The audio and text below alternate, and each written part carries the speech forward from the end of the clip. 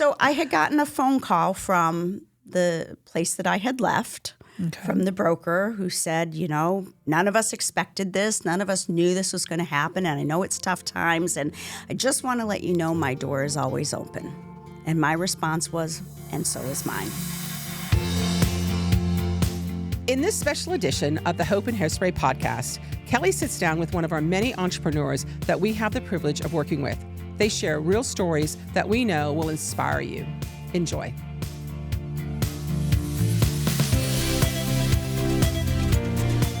So today we have Shelley Park Cluff, who became an entrepreneur in 2008 in Midland, Michigan, when she went independent as a realtor for her agency, Park Place Homes. Over a decade into real estate is when she made that move. But then in 2021, she bought into the Next Home franchise. Shelley, thank you so much for being willing to share your confessions. Thanks for having me. That's okay. We won't go that True deep. confessions. That's right. So, and let's be truthful. I mean, Shelley, you and I have been in a working friendship relationship for a couple decades, maybe. Long time. It has been a long time. Started off with my daughter coming to your cooking camp. Oh my goodness. Princess Sydney. Princess Sydney, yep. Wow. Yeah, that's fantastic. We have bought and sold a lot of properties with you, and could not imagine not having you by our side. I appreciate that. But your journey started somewhere, right? So when were you sparked onto that entrepreneurial path? Every real estate agent is an entrepreneur. So I was actually, if you go back a little bit before I got into real estate, I was living down in Detroit. Okay. And I was a recruiter. I was a headhunter. Really? Yeah. I did not know this. I know. See? So at a certain point, though, when things were going well, I took a look at the business and I'm like, this is not a job I will retire from, because you would get a paycheck, but if the person left their job anytime in the first 6 months, they took all or part of it back. Oh. So being single, living in Detroit, that was very scary. I was good at it. I was rookie of the year there, but it was not going to be a lifetime career. It was too stressful. But I took a look at what I liked doing, and what I liked doing was from that job. Kind of analyze the things that I liked, and I liked talking to people, and I was really good at, a job had these 5 needs, and this person had these 5 skills, and putting them together. Well, buying and selling houses. I'm looking for these 5 things in a house, and this house has it, and the only difference is that the house never changes. Employers and employees change their mind what they're looking for. Maybe even a little easier? Little bit. Okay. How long did you spend? So how long were you at that job? Then how long did you spend kind of wondering if you should have that step into real estate? 3.5 years at that job. Okay. My mom was in real estate for 40 years. Not at that time, but when she did retire. But she had always wanted me to work with her. And it was always at the wrong time. Like, I bad career move or not a great relationship. And, come work with me. No. I wanted to do it when things were going well. So I was moving to something, not away from something. Okay. So That's it fair. was always being put into the back of my mind. Okay. But so I was at that job for 3.5 years, and then I called my mom up. I'm like, okay, I'm ready. She's like, wow. What was that? Yeah. Yes. Yeah, I get that. So I worked with her for the first several years. We marketed as the Double Park team at I love that. Remax. Yeah. Okay. And it had always been in the back of my mind that I wanted my own place because I saw a different vision of it. What made you want that? Was it freedom? It's freedom. It's being able to develop the culture the way you want it.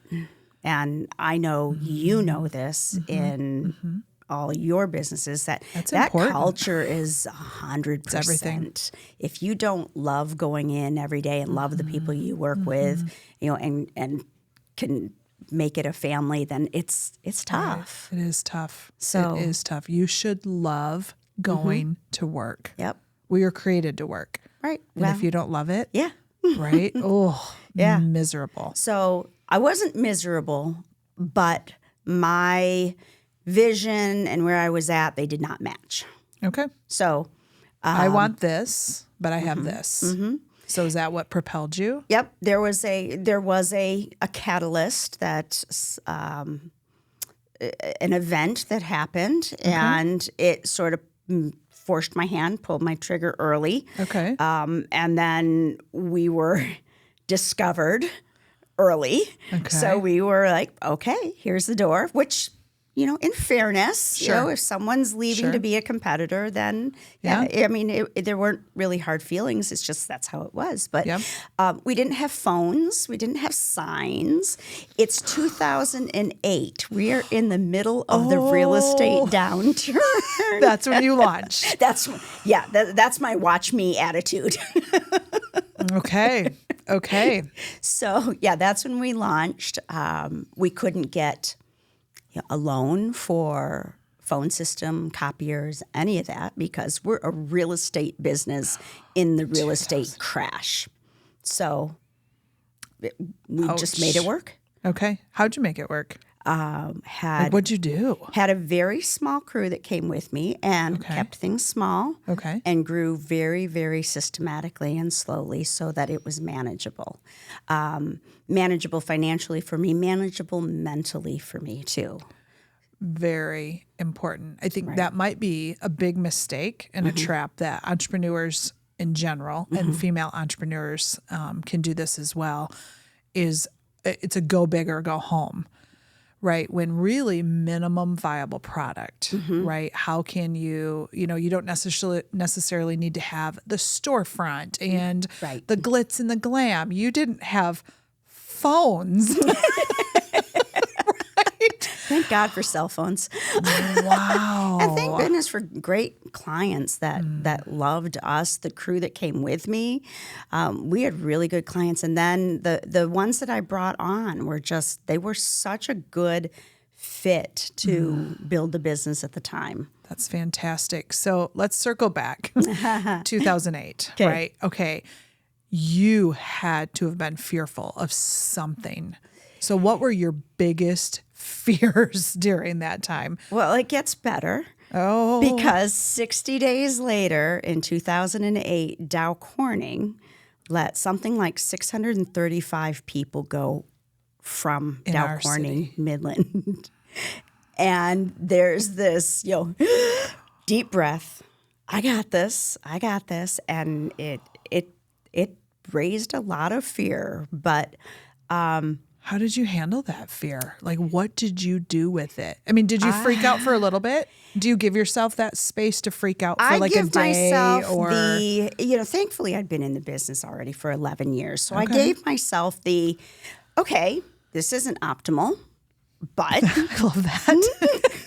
This isn't the best case scenario, but I can't say that I have had a complete freak out on anything that has happened in the business. I've always said, okay, this is what it is. These are the options. This is what could happen. And let's just keep moving forward. Keep doing what we're good at. Keep doing what we know to do. lean into that. Right. I think really kind of humorously, the thing that propelled me forward even more is that I tend to speak my mind a little bit. I know.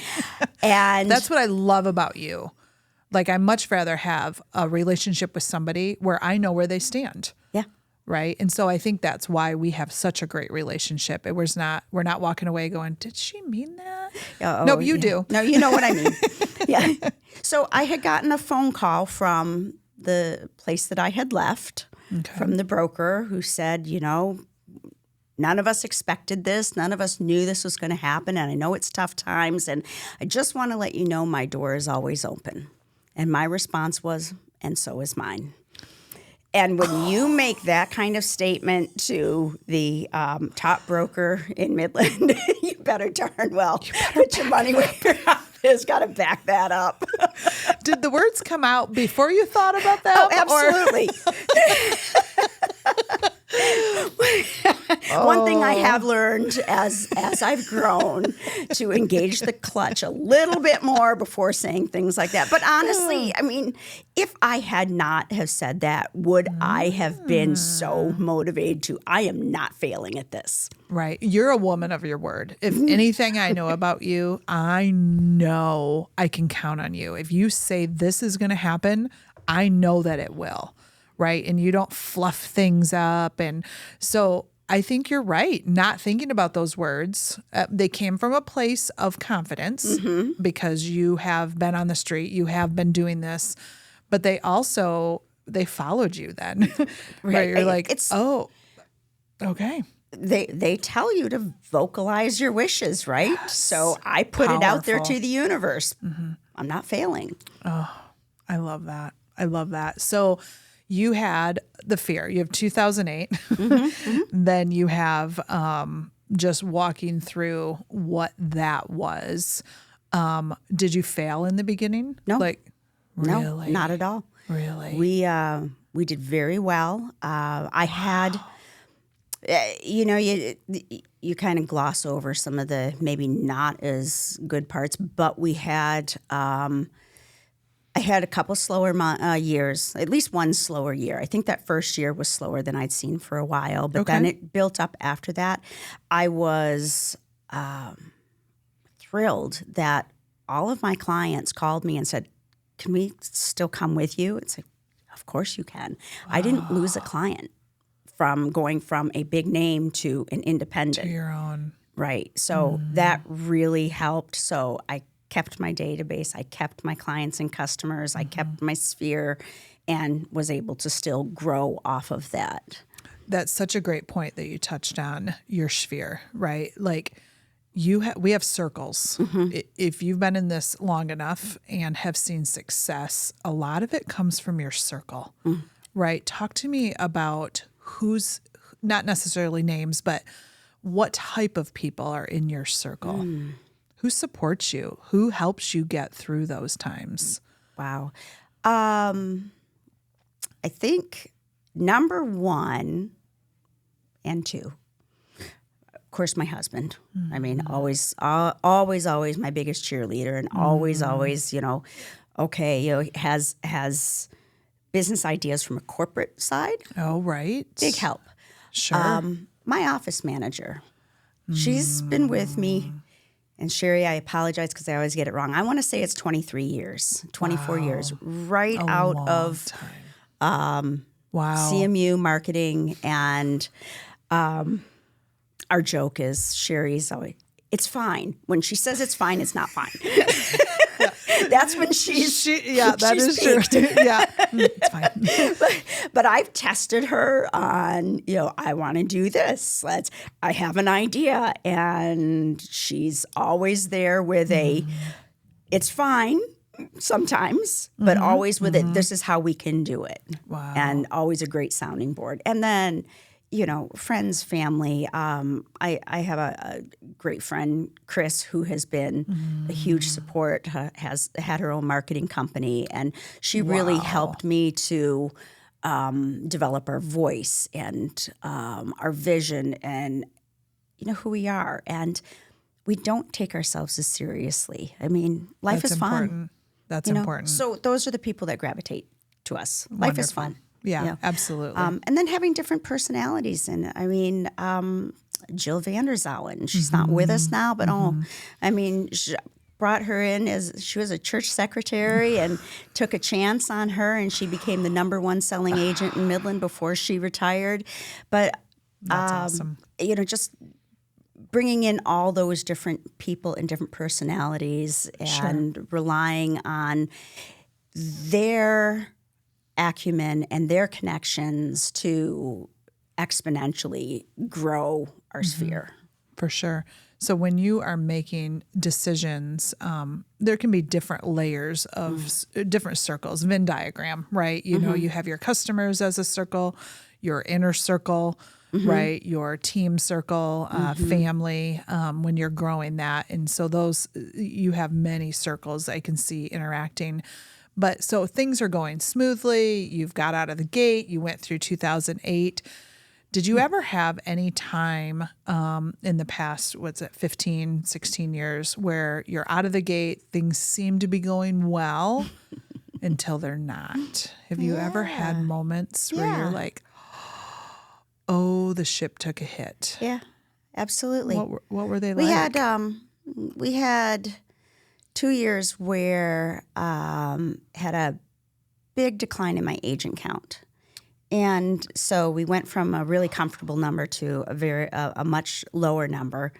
And then right after that, COVID. So I went from 12 agents down to 5 agents in Big change. like over a 2-year period, which, Okay. yeah, I mean, that was a big change. It wasn't a bad change because, Okay. it was one of those that, in hindsight, the job was done for me, if you will. Like, sure. I knew the connection wasn't right, but I was trying to plug the holes and, keep the ship afloat that way. Sure. And when some of those people left, there's like, okay, That's okay. yeah, it's okay. We're Yeah. all right. Yeah. We're fine. And we're fine. But COVID, we were non-essential for 6 weeks. Like literally couldn't go pick up a real estate sign technically because we were non-essential for 6 weeks. What was that like? That was crazy. That was a lot of, and there's a really good thing that came out of that, but Okay. Okay. it was, really looking at your business. We were really, and what's going to be beyond this. So it was trying to stay positive, trying to stay out in front of people, trying to relay what information we had. And thankfully, I felt like that 6 weeks went really quickly because once they allowed home inspectors in, they consider that part of the financing process. I don't know. But when they allowed the home inspectors in, we could all of a sudden get our buyers back in the house. They could go in with a home inspector. We couldn't go. Okay. We couldn't go still. Okay. There's many, I don't remember how long that was that we couldn't go, but they could go. I mean, so. you must have had clients like getting ready to close on a house and may have sold their other house. Like There were some lenders that just said, no, we're going to put things on hold. So yeah, there was that. Thankfully, I didn't have anyone right at that point. Okay. But I had people with houses on the market, and we're like, well, we just got to ride this out. And I think Scary. we all learned it was very scary. But what we learned was different communications, like how to show a house via Zoom. you got real creative real fast, right? Real fast. I don't know, and this is a tangent, but I don't know if you remember reading on Facebook that I did my office coworkers blog for the day, and my coworkers were my husband, my daughter, my cats, my dogs, but nobody knew who was who. So, coworker number 3 spent the day in bed. Well, who was that? But that's your humor. That was my humor. That was Right. my coping mechanism. You cannot take this so seriously. Right. Right. That dose of humor. Yeah. How many situations has that gotten you through? A lot. A lot. A lot. Because I don't want to focus on the negative aspects. I will very frequently be heard to say during transactions and buying and selling, and you may have even heard me say it, we have options. Mm-hmm. Some options are better than other options. And one option is you walk away. Another option is, we concede a dollar amount. I mean, so I always focus on, okay, what are the options? If I dwell on the here and now and boy, this feels horrible, then you're stuck in the here and now. Right. So let's put the options out there and just decide which one we want to take. And that's another reason why I love working with you. We worked on a project for 3 years. That was hard. It was really hard. It was something we spent so much time on, so much money, so much emotional energy, a ton of energy on every level. And at the end of the day, like, it wasn't the best option. Yeah. And that was hard. And I remember you walking through that with us. It wasn't, I mean, you had done all that and we didn't have a sale. We didn't have a purchase, right? You invest a lot of time sometimes. It's a long game with some clients. And I remember you saying, but your best interest, what's in your best interest? Like, here are the options we have. And to me, I'm not sure you get that with every agent, right? Because, at the end of the day, you want to be able to have a payment for your services, right? And I'm sure that's hard, but that seems like non-negotiable for you. Yeah. If it's not the best deal, it's just not the best deal. Well, and you said the long game. Every client is the long game. If I focus on, we got this one done, great. But what about in 3 years or 5 years, or with you 6 months?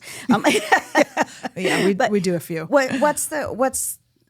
What comes down the road? Who do you know? Because we just spent 3 months together. On average, once I meet with someone, I spend about 3 months together. We talk multiple times a week, if not a day, and then all of a sudden, poof, I'm gone. No, as an example, right before Christmas, I send out for people to do gingerbread houses. How many do you want? And so I deliver gingerbread houses. I got a response back from someone that I sold a house to 22 years ago. And I knocked on their door with their gingerbread house. I haven't seen them since then, but they get mailers and invitations and all the things. And they responded this time, and I knocked on the door and with the gingerbread house. And she's like, I can't believe you're delivering this in person. I'm like, of course I am. I haven't seen you in 22 years. And you sold them that house. Yeah. So important. So that's a long game. It's a long game. That is always. A long game. So speaking to entrepreneurs, and you said all realtors are entrepreneurs, right? They are. So you are invested in that long game, that long return. How do you not start to worry? How do you fend off the fears, or is this going anywhere? Like, what's your advice? Good question. Not to focus on them, because focusing, fear is good. It's a motivator. Oh, sure. Right? Fear can motivate. So it's looking at, some of it is just putting it out to the universe sometimes that I need some help with something. And whether it's talking to a person or just making it known to yourself that you need help with something. Sure. So it's a long-standing joke that if I call 5 people just to say, hi, how's your house? What are your plans over the next few years kind of thing, then I'll get 2 other people that call me, because I put it out to the universe that I'm open for business. So state your need. Right. Like if you're like, okay, this isn't going well, what can I do? I have an intent. Nice. And very frequently that intent, I turn it outward to, let me have coffee with someone smarter than me, For sure. Back to the circle. Yeah. Right. Help me recenter myself. I have some thoughts, some ideas. I need some focus, or doing some continuing education, or doing some self-improvement. And then it seems to open the door to let in that aha. Mm-hmm. This is what needs to happen right now. This is it, which is what happened with coming into the franchise. It was an aha. So tell me, were you at a crossroads when you had your own agency? You had it for several years, successful years. So were you coming into a space? How did you reach that space of there needs to be a change? So COVID, at home, 6 weeks twiddling my thumbs, trying to stay positive, figure out how to keep building business, reconnecting with clients on the phone, that kind of thing. I get a recruiting phone call from a franchise, not the one I'm with. Okay. And I'm like, what am I doing? Sure, I'll talk to you. Might as well. Might as well. Right. So I get on the phone on this recruiting call to learn about this franchise. And there is so many things I didn't know. Oh, isn't that the truth? And I just sat there like, that's kind of incredible. It wasn't a good match. But what I did then, I mean, that door opened. So I went and I started researching, and my research was new real estate franchises fastest growing. Okay. That was your Google search. This is what I want. I want ones, what's out there that I don't know about. Right. That's what I wanted. What's not here. Okay. So I talked to 3 companies to varying degrees, and Next Home was one of them, and that one just fit so well. I mean, their slogan is humans over houses, which is take care of the people. The business will take care of itself. Matches you. Yeah. Yes. Yeah. That's exactly it. And they have a Luke Frenchie mascot, the little dog. And there's a dog. Has Again, to be a matches you. dog. Yeah. Big dog lovers here. So you are like, okay. Did you know you needed that? I didn't know I needed that. Okay. It wasn't until you were exposed to it and you went, wow, wow. Right. So did you have any fear? Of course. What were your biggest fears of giving up your agency? I didn't give up my agency. That was what was cool about it. They didn't want to take over. They wanted you to continue under their umbrella. So I was able to actually keep our logo, which and meld it in. We, through the transition, which was great. The fear was that it was a cash outlay, and it cost money. Sure. But what do you get during for COVID? That? Right. So then what do you get for that, though? Okay. And what we got for that was unlimited support and knowledge and technology and tools and marketing and just all these things that we piecemeal together. And poor Sherry was like, we want to do this and this. And she's going 5 different places to pull things together. And we're trying to get this from this place and this from this place. And now it's all packaged up in one spot. And it was allowing myself and Sherry to be able to refocus what we were good at, because all these other things were now not on our shoulders. So less out of Sherry. It's fine. Oh, no, there's a lot of it's fine. I sat on it and didn't tell her for about 6 months. But after now that you're in it, you don't hear it probably much at all. Not as much, no. Sure, some people are less adverse to change. Some entrepreneurs, I think a lot of us, change pretty quickly because we have to. Right. So how did you get other people on board with the change you knew would be beneficial? So we had a staff meeting. Okay. And went through what things are important to you and talked about those things. And what if we could do this? And what if this was, oh, wow, that sounds great. That sounds great. And then, of course, the question was, what's it going to cost me? If I said it's not going to cost you anything, okay, we're in. Wow. I don't recall, or no one came to me, if there was, any outspoken concern. Nice. It was making sure that the key players, which are my agents, I mean, let's face it, the office doesn't run without all of us. Right. We went through making sure that our goals and what we need to do business, what would be beneficial, if we all agreed these are very helpful things. Right. And in doing that, everyone was on board. Everyone had the same vision, which I guess shouldn't surprise me because they're my core team, and we've all played really nice in the sandbox for years. So I love that. That displays so much about your fortitude.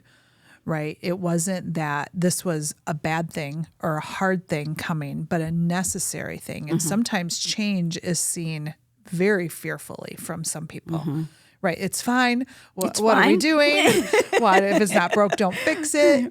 But it could be better. So your fortitude was displayed in how you brought your team together and also listened. Right? Tell me what success looks like for you. How do you see your business growing? What do you need? And that was, I love that. I love that you did that with your team. So when you're talking to other female entrepreneurs and inspiring them when they're going through challenges that are fearful or a failure, right? When you're like, wow, this isn't going well, like what would you say to inspire them? I'm not sure that I'm let's see, how do I say this? I'm not the big cheerleader.